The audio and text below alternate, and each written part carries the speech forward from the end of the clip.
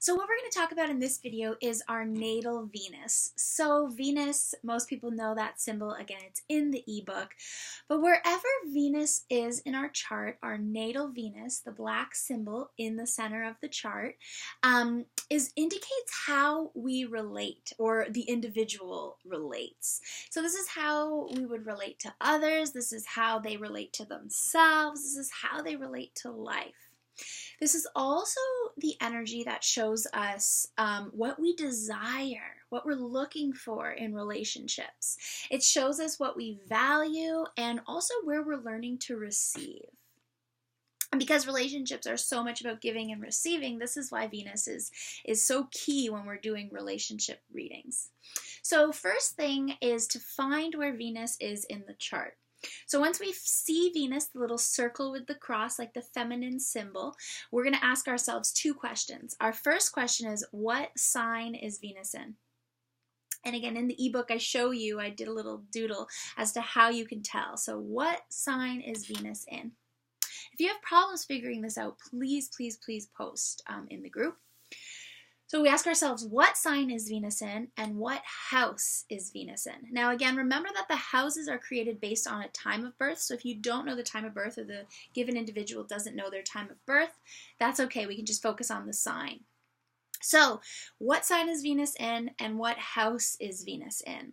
So remembering that with those answers, we can go back to our 12 themes. So for example, somebody with Venus in Capricorn, they're going to be learning Capricorn lessons in relationships, which is about releasing control, learning to be gentle, lowering unrealistic expectations, and all of that has to do with relationships, but also relationship to self.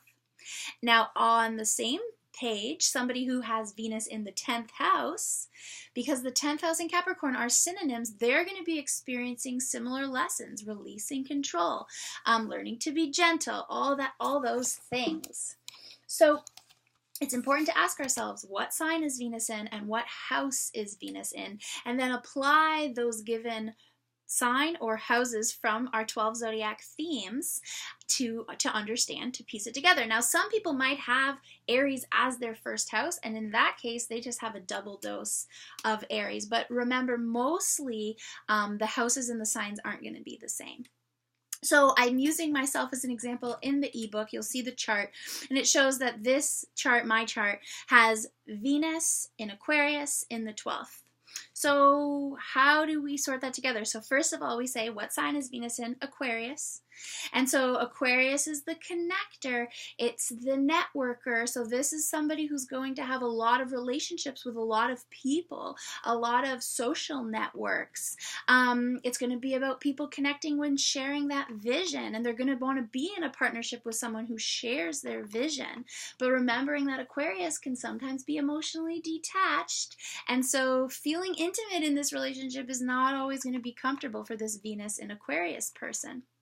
Now, because this is the 12th house for this example of this chart, we also apply lessons of the 12th house on top of that. And the 12th house, which is also Pisces, they're synonyms.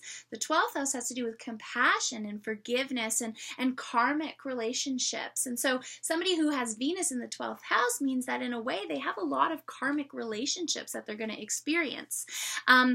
And learning to forgive in relationships and have empathy for others is a big key.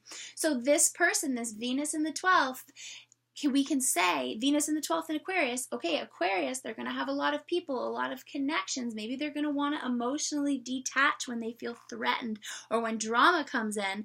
But because it's in that 12th house, there's a karmic clearing that's going on. There's a release that's happening. And it's really important for them to feel those emotions, because that's what Pisces in the 12th house is all about feelings. So I really hope that that makes sense to you. Again, find your natal Venus. Find Venus in the chart. What sign is it in?